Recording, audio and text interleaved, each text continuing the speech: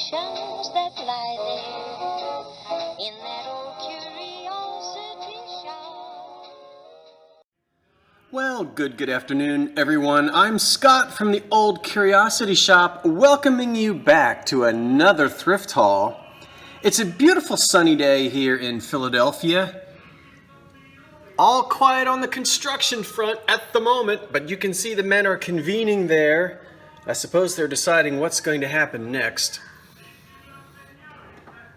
I'm going to back up here and tell you that we're having a thrift haul, but not on the kitchen counter. Today it's the sunny living room counter, I guess is what we would say. And there's no coffee.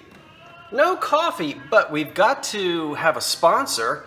And so I'll say, before we begin, our afternoon refreshments are brought to us by the Hazel Atlas Glass Company and L.E. Smith on the right. Hazel Atlas Ritz Blue, one of my favorite little go-to tumblers to drink out of. You don't see much blue because it's filled with iced tea, which is the reason why I didn't have it in the sunlight. But let's put it in the spotlight for a minute. There it is, 1930s. And this pattern actually came on the scene in the very late 20s. It's L.E. Smith, and it's a crackle finish, what looks like crackle glass, but the glass itself is not crackled. It's an embossed pattern on the glass. I believe you can probably see that. And there were plates and sherbets and cups and saucers and all kinds of pieces that went with that pattern. So I'm noshing on some salted peanuts this afternoon. We'll get these back into the shade. Well, let me have a little sip. You have a sip too. And now we'll talk about what's what in the Old Curiosity Shop today. I've got another grouping of these wonderful Hazel Atlas tumblers, which at first I said sour cream, and I think I knew better than that, but probably jelly came in these and were purchased in the grocery stores, but I am not sure about that. The condition is absolutely excellent. Hazel Atlas marked on the bottom. These are 1950s. And this set features these lovely yellow and black polka dots. Polka dots are just so much fun, and you can't be in a bad mood when you're drinking out of a polka dot tumbler. You can't. It's sunny and bright and cheerful. There's 6 of them in great shape, perfect for your retro breakfast table. Mid-century. I don't know. What do you say? Dutch modern, Swedish modern, Finnish modern, Scandinavian modern, with the wooden handle here, and the 3 little cups, probably for ketchup, relish, and mustard. But listen, I'm a horseradish guy, so I'd fill all 3 of them up with horseradish. There's the little metal stand with the little black rubber feet or guards on the end. It's unmarked. This is wooden and this will unscrew. Nothing on it. What is this, aluminum or stainless steel? I guess it's stainless. Cute little thing for the picnic table as we move into barbecue season, so another nice mid-century piece. We see a lot of Reamers. A ton of Reamers, and as I always say, they are usually chipped within an inch of their lives because they get tossed around in Granny's cabinet. This one, I believe, only has 1 chip, which is amazing, and it's on the underside right there. See that? Underside of this little tab here for holding. Now this is a nice one. There are no holes in it, but it has a nice little spout. So this is small and looks like we would ream lemons and limes on this. And then pour the juice out.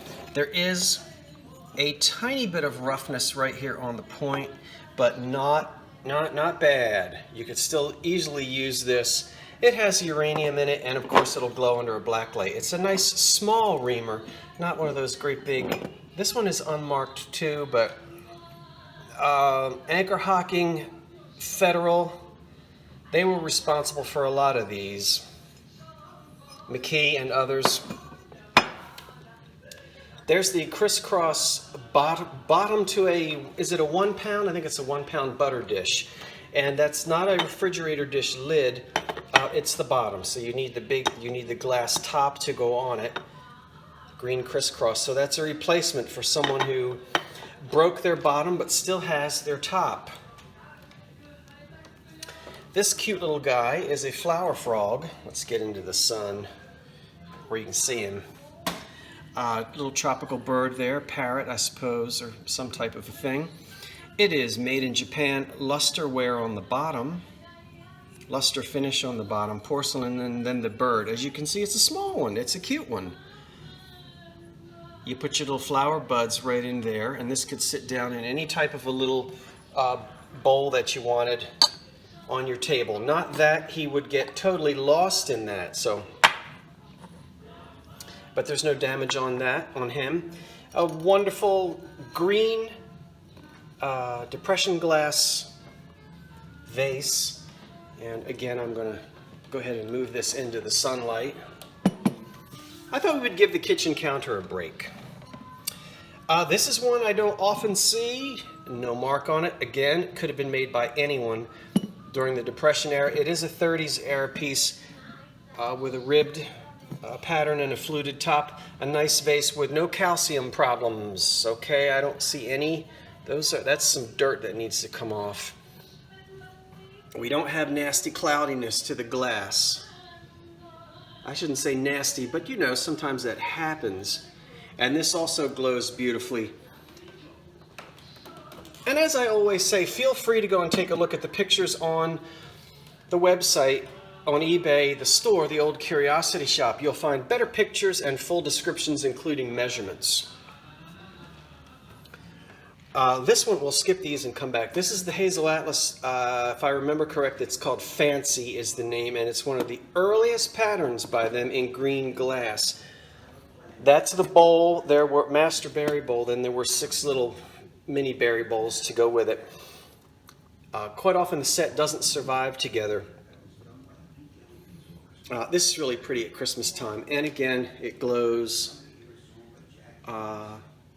very nicely under the black light, is what I'm trying to say. How do you like my flower arrangement? This on top of the phonograph. This vase here is a Japanese vase from about 1920, and it's pottery. It has a wonderful finish on it. And I guess these are supposed to be cherry blossoms on it. It has a brown finish to it, and I wanted to sort of honor the Japanese vase by recreating something that I thought looked sort of, well, in the Japanese style. So how did I do? I just went out and got these at, I don't know, one of those craft shops. They were having a sale. And I put all that together. Well, I hope it looks okay. Back up again. I'm really not much of an arranger, but there it is. All right, so Hazel Atlas, the fancy bowl. And then there are 2 syrup jugs here. Here's a little one from with Hazel Atlas marked on the bottom in a ball shape with the red plastic top. Of course, everything has been cleaned and works beautifully. It's ready for your syrup. That's a cute little one there. Is it showing up in the light? There we go. It's a little bit better in the sun. And then here's the Art Deco one that you saw the other day. That's not Hazel Atlas, but the maker is Medco Products of New York. MEDCO, Medco Products of New York. And it has a very Art Deco design on the glass. Again, a red plastic top. I love how they designed the on and off switch here. It's wonderful. And there are no cracks in the plastic lids. They screw on tightly and come off easily, as they should. There's a spoon holder, a Noritaki spoon holder. and made of porcelain, and this probably dates to about 1930. You see it's marked underneath there, Noritaki, Japan, hand painted, very nicely, very beautifully done. So you put that on your tea table, place the spoons down in, and you could also stick your reading glasses in there, couldn't you, as for a modern adaptation of that. Here is a wonderful mid-century coffee pot and for the stove, and now there's the lid, and then down inside, this thing comes out, but I may not, there it comes, there it goes. All right, so we're gonna drop our, that's terrible English. We place our coffee grounds inside there, okay. I think it tells us out here, 2 cup, 4 cup, 6 cup. Okay, so we put those down inside, and the hot water you boil first in here. The coffee is placed in there, and then this thing here, which says patent pending. Notice how clean it is. This is ready to be used. Then we press this down. That keeps any grounds from floating up, and then you pour your hot water in here and you just let it drip through to the bottom. I think this is a West Bend product, if I remember correctly. West Bend made a lot of that stuff out of aluminum in 30s, 40s, and 50s. I have not tried that. I may actually try to make the coffee in that and see how it turns out. 4 grill plates in uranium glass, depression glass, green, unmarked. I think this might be the only one that has a tiny little rim chip right there. You want to feel on top of the grill. If these aren't stacked right over the years, you can get a lot of chipping and roughness right in here. But notice I have them stacked correctly. That would be incorrectly, as you can see, because they fit down on each other and they sort of nest on each other like that. They're very heavy. It's nice uranium glass, and I know some of you do not like your food to touch. Some of you are funny that way. I actually don't mind. You could throw it all in a bucket and I would eat it. It doesn't bother me at all. But you can see how beautiful they glow. Now this is green. This is uranium glass, not Vaseline. Although it's a very light colored green and it's on probably the light side of the green spectrum. And there are a couple of utensil marks, but as you can see, these are clean. Clean, and as I said, the only one that has a chip is this one, and it's just a little tiny chip on the rim you can see there. Big dinner plates. 4 federal glass. See the difference in the green? This is still green. And so is this. But different companies had different shades of green. And but we're not yellow enough to call this Vaseline. So federal glass sherbets. Now I already had 2, and Diane had 2 more. If you don't know who Diane is, go look at my last video and you'll see. She's the lovely lady from whom I bought these 2 to add to my 2, so we have a set of 4. 4 federal glass sherbet cups. And then finally, a fishy fish. Now I do not, some of you are laughing because you're saying, okay, this looks like Scott in the old Curiosity Shop. Everything here, it looks totally Scott. And then when we go over here, I don't know anything about Murano glass, and quite frankly, it's not something that that I don't buy and sell. This is the only piece I've ever bought. Is it Murano? I don't know. I'm saying it could be, but again, it's not my thing.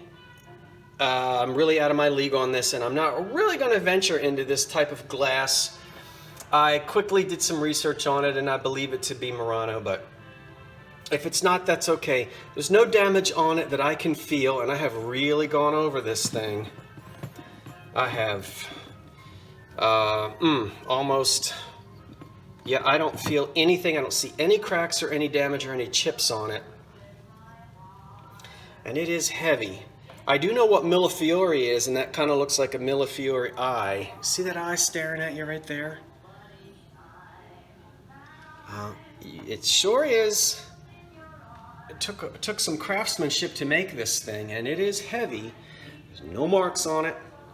And I had been out thrifting and couldn't find anything and didn't want to come home with nothing. And the last thing I saw was this guy, and he wasn't too terribly expensive. So I thought, well, I'll just take a chance. I'm sure somebody would enjoy it. So we're going to throw that into the old curiosity shop. Oh, wait a minute. I think I have just found, as I'm running my fingers over it, there might be,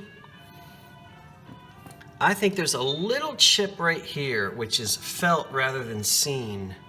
I feel a little bit, I think that's a chip right there, right there. You cannot see it. You have to actually feel it to know that it's there, but nothing, I don't feel anything else on it. So anyway, there he is. Probably an Italian made glass fish, Murano probably. That's it for now. That's everything that I'm going to be putting up for auction today in the old curiosity shop. And so if you see anything you like, feel free to go into the description box underneath the video, and you'll see how to link up into the eBay store. I'm going to have more for you in the next day or two as we approach the weekend. And so I want to thank everyone for watching and for subscribing and clicking, giving the thumbs up and all that stuff that we always ask everybody to do if you enjoy watching. Have yourselves a nice day. I'm Scott from the Old Curiosity Shop, saying thanks for watching and so long for now.